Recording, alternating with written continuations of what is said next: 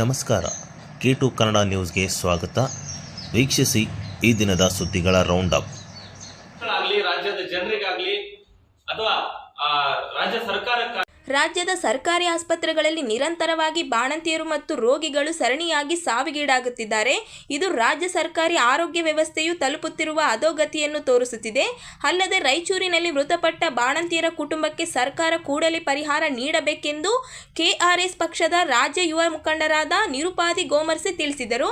ಅವರಿಂದು ನಗರದ ಪತ್ರಿಕಾ ಭವನದಲ್ಲಿ ಸುದ್ದಿಗೋಷ್ಠಿಯನ್ನು ಉದ್ದೇಶಿಸಿ ಮಾತನಾಡಿದವರು, ರಾಜ್ಯದಲ್ಲಿ ನಡೆದಿರುವ ತಾಯಂದಿರ ಸಾವಿನಲ್ಲಿ 80% ಸರ್ಕಾರಿ ಆಸ್ಪತ್ರೆಗಳಲ್ಲಿ ಆಗಿರುವ ಸಾವುಗಳು ಆಸ್ಪತ್ರೆಯ ಸ್ಥಿತಿಗತಿ ಹಾಗೂ ಔಷಧಿಗಳ ಗುಣಮಟ್ಟವನ್ನು ಸೂಚಿಸುತ್ತದೆ.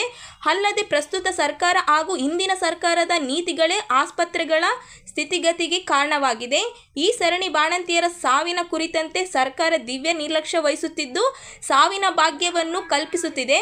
ಆರೋಗ್ಯ ಸಚಿವ ಹಾಗೂ ವೈದ್ಯಕೀಯ ಶಿಕ್ಷಣ ಸಚಿವರು ಈ ಸ್ಥಿತಿಯನ್ನು ನಿರ್ವಹಿಸುವಲ್ಲಿ ವಿಫಲವಾಗಿದ್ದು ಯಾವ ಅಧಿಕಾರವೂ ಸರ್ಕಾರಕ್ಕೆ ಅಂದ್ರೆ ರಾಜ್ಯ ಸರ್ಕಾರಕ್ಕೆ ಇಲ್ಲ ಅಂತೇಳಿ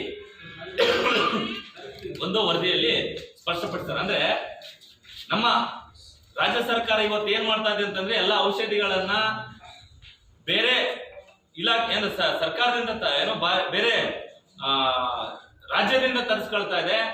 ಅಲ್ಲಿ ತಯಾರಾಗುವಂತ ಔಷಧಿಗಳ ಮೇಲೆ ಹಕ್ಕನ್ನ ಅದ್ಮೇಲೆ ಒಂದು ಕ್ರಮ ಕೈಗೊಳ್ಳುವಂತ ಅಧಿಕಾರ ರಾಜ್ಯ ಸರ್ಕಾರಕ್ಕಿಲ್ಲ. ತಯಾರಿಸುವಂತಹ ರಾಜ್ಯ ಸರ್ಕಾರಗಳನ್ನೇ ತೆಗೆದುಕೊಳ್ಬೇಕಂತೇಳಿ ವರದಿ ಮಾಡ್ತಾರೆ. ಆದ್ರೆ ರಾಜ್ಯ ಸರ್ಕಾರಕ್ಕೆ ಇಲ್ಲ ಅಂತ ತಿಳಿಸ್ತಾರೆ. ಹಾಗಾದ್ರೆ ಈ ಸಾವುಗಳಿಗೆ ಮತ್ತು ಔಷಧ ನಿಯಂತ್ರಕರಿಗೆ ಏನ್ ಸಂಬಂಧ ಇದೆ ಅನ್ನುವಂಥದ್ದು ಮುಖ್ಯ ಪ್ರಶ್ನೆ. ಇನ್ನೂ ಹೆಚ್ಚಿನ ವಿಚಾರ ನೋಡೋದಾದ್ರೆ ಕಳೆದ 3 ವರ್ಷಗಳಲ್ಲಿ 894 ಔಷಧಿಗಳ ಮಾದರಿಯಲ್ಲಿ 601 ಅಂದ್ರೆ 67% ಔಷಧಗಳು ಕಳಪೆ ಎಂದು ಕಂಡು ಬಂದಿದೆ.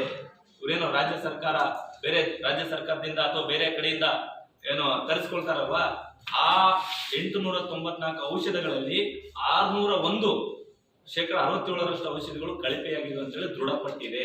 ಆದ್ರೂ ಕೂಡ ಮತ್ತೆ ಅಲ್ಲಿಂದನೇ ತರಿಸ್ಕೊಳ್ಳುವಂಥದ್ದು, ಅದನ್ನೇ ಖರೀದಿ ಮಾಡುವಂಥದ್ದು, ಅದನ್ನೇ ಸಾರ್ವಜನಿಕರಿಗೆ ಕೊಡುವಂಥದ್ದು, ಅದನ್ನೇ ರೋಗಿಗಳಿಗೆ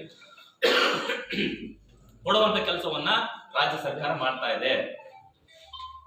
ರಾಯಚೂರು ವಿಚಾರಕ್ಕೆ ಬರೋಣ. ಮತ್ತೊಮ್ಮೆ ರಾಯಚೂರು ವಿಚಾರಕ್ಕೆ ಬರೋದಾದ್ರೆ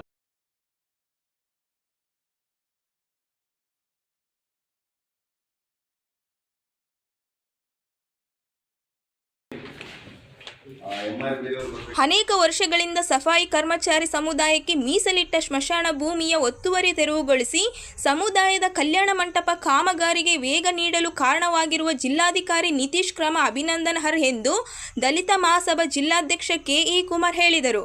ಅವರಿಂದು ಮಾಧ್ಯಮಗೋಷ್ಠಿ ಉದ್ದೇಶಿಸಿ ಮಾತನಾಡಿ, ಸಫಾಯಿ ಕರ್ಮಚಾರಿ ಸಮುದಾಯ ವಿವಿಧ ಅಭಿವೃದ್ಧಿ ಕೆಲಸಗಳಿಗೆ ಆಗ್ರಹಿಸಿ ಗೀತಾ ಸಿಂಗ್ ಇವರು ಅನೇಕ ಹಂತದ ಹೋರಾಟ ನಡೆಸಿದರು. ಯಾವುದೇ ಕ್ರಮವಾಗಿರಲಿಲ್ಲ. ಮೈ ಮೇಲೆ ಮಲ ಎರಚಿಕೊಂಡು ಸಹ ಪ್ರತಿಭಟನೆ ನಡೆಸಿದರು. ಆದರೂ ಯಾವುದೇ ಕ್ರಮವಾಗಿರಲಿಲ್ಲ. ಆದರೆ ನಿತೀಶ್ ಇವರು ಜಿಲ್ಲಾಧಿಕಾರಿಗಳ ಗಮನಕ್ಕೆ ತಂದಾಗ ಸ್ಮಶಾನ ಭೂಮಿ ತೆರವುಗೊಳಿಸಿ ಕಾಂಪೌಂಡ್ ನಿರ್ಮಾಣ ಮಾಡಲು ಮುಂದಾಗಿದ್ದಾರೆ ಎಂದು ಹೇಳಿದರು.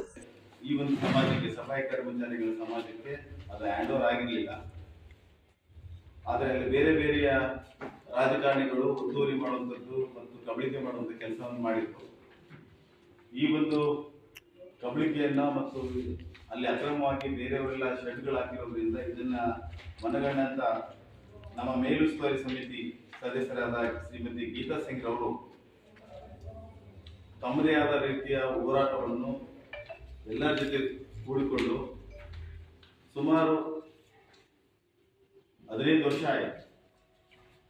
ಆ 15 ವರ್ಷಗಳ ನಿರಂತರವಾದ ಹೋರಾಟವನ್ನು ಮಾಡ್ಕೊಂಡು ಬಂದು ಕಳೆದ ವರ್ಷ ಜೂನ್ 20, 2023ರಂದು ಗೀತಾ ಸಿಂಗ್ ಅವರು ಇವರು ಯಾವ ರೀತಿ ಎಷ್ಟು ಜಿಲ್ಲಾಧಿಕಾರಿಗಳು ಬಂದರು, ಎಷ್ಟು ನಗರಸಭೆಯ ಅಧಿಕಾರಿಗಳು ಬಂದರೂ ಕೂಡ ಅವ್ರು ಹೇಳಿದ್ರು ಕೂಡ ಯಾರು ಕೂಡ ಈ ಒಂದು ನಮ್ಮ ಸಮಸ್ಯೆನ ಪರಿಹರಿಸ್ತಾ ಇಲ್ಲ ಅಂತೇಳಿ ತಮ್ಮ ನೋವನ್ನ ಮತ್ತು ತಮ್ಮ ಅಸಮಾಧಾನವನ್ನ ಮತ್ತು ಬೇಡಿಕೆಯನ್ನ ಜಿಲ್ಲಾಡಳಿತ ಗಮನಕ್ಕೆ ತರಲು ನೀವು ಲಾಸ್ಟ್ ಟೈಮ್ ವರದಿ ಕೂಡ ಮಾಡಿದ್ರಿ. ಜೂನ್ 25ನೇ ತಾರೀಕು ಇವರು ತಮ್ಮ ಮೈ ಮೇಲೆ ಮಲವನ್ನ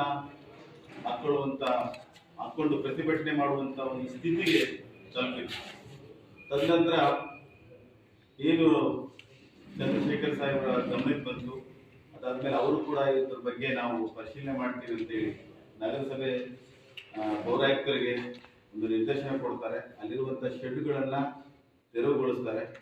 ಬಟ್ ಇತ್ತೀಚೆಗೆ ಬಂದಂಥ ನಮ್ಮ ಜಿಲ್ಲಾಧಿಕಾರಿ, ನೂತನ ಜಿಲ್ಲಾಧಿಕಾರಿಗಳಾದಂಥ ಶ್ರೀ ನಿತೀಶ್ ಸಾಹೇಬರು ಅವರು ಇವರ ಕಮಿಟಿಯಲ್ಲಿ ಕೂತ್ಕೊಂಡಾಗ ಇವರು ಬೇಡಿಕೆಗಳನ್ನ ಇಡ್ತಾರೆ. ಏನು ಬೇಡಿಕೆಗಳು ಏನು ಇದಾಗಿದೆ ಅಂದರೆ, ಸುಮಾರು ವರ್ಷಗಳಿಂದ ಈ ರೀತಿ ಆಗಿದೆ ಅಂದರೆ ಅವರು ಕೂಡಲೇ ಸ್ಪಂದಿಸಿ ದಿನಾಂಕ 8/1/2025 ಏನು ಅಲ್ಲಿ ಮೀಸಲಿಟ್ಟ ಸ್ಥಳವನ್ನು ಸ್ಮಶಾನಕ್ಕೆ ಅಂತ ಮೀಸಲಿಟ್ಟಿದ್ರು, ಸಫಾಯಿ ಕರ್ಮಚಾರಿಗಳ ಸ್ಮಶಾನಕ್ಕೆ ಅಂತ.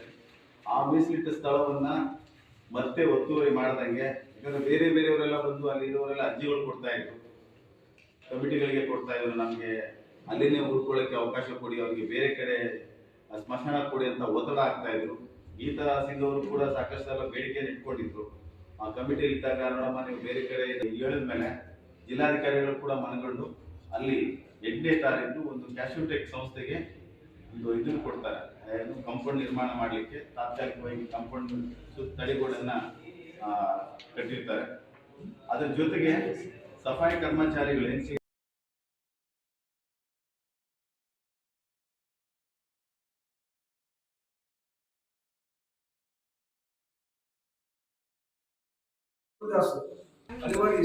ದೇವದುರ್ಗ ತಾಲೂಕಿನ ಹಾಲ್ಕೋಡ ಗ್ರಾಮದಲ್ಲಿ ಜನವರಿ 4ರಂದು ಭೀಮಣ್ಣ ಹಾಲ್ಕೋಡ ಕುಟುಂಬದವರ ಮೇಲೆ ಬೆತ್ತ, ಕಬ್ಬಿಣ ಹಾಗೂ ಕಲ್ಲಿನಿಂದ ಹೊಡೆದು ಮಾರಣಾಂತಿಕ ಹಲ್ಲೆ ಮಾಡಿರುವ ಆರೋಪಿಗಳನ್ನು ಕೂಡಲೇ ಬಂಧಿಸಿ ಕಠಿಣ ಶಿಕ್ಷೆ ನೀಡಬೇಕು ಎಂದು ಅಖಿಲ ಕರ್ನಾಟಕ ಕುಳುವ ಮಹಾಸಂಘದ ಮಾಜಿ ರಾಜ್ಯ ಉಪಾಧ್ಯಕ್ಷ ಬಸವರಾಜ ಭಜಂತ್ರಿ ಒತ್ತಾಯಿಸಿದರು.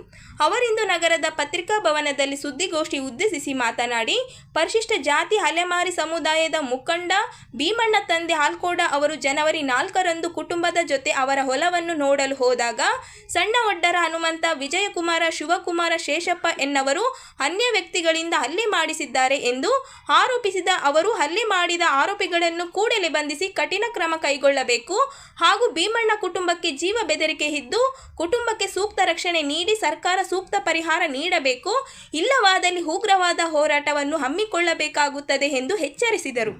ಸಣ್ಣ ಹನುಮಂತ ಮತ್ತು ಶಿವಕುಮಾರ್ ಸಣ್ಣ ಹನುಮಂತ, ವಿಜಯಕುಮಾರ್ ಸಣ್ಣ ಹನುಮಂತ ಮತ್ತು ಶೇಷಪ್ಪ ಸಣ್ಣ ಹನುಮಂತ ಅಂತಕ್ಕಂಥ 4 ವ್ಯಕ್ತಿಗಳು ಊಟ ಹಚ್ಚಿಸಿಕೊಂಡು ಅಲ್ಲಿ ಕಾಣದ ಕೈಗಳು ಪಟ್ಟಭದ್ರ ಹಿತಾಸಕ್ತಿಗಳ ಮಾತು ಕೇಳಿ ಅವರು ಯಾರು ತಮಗೆ ಹೇಳಕ್ಕೆ ಇಚ್ಛೆ ವಹಿಸಿದ ಮಾಧ್ಯಮ ಬಂಧುಗಳೇ,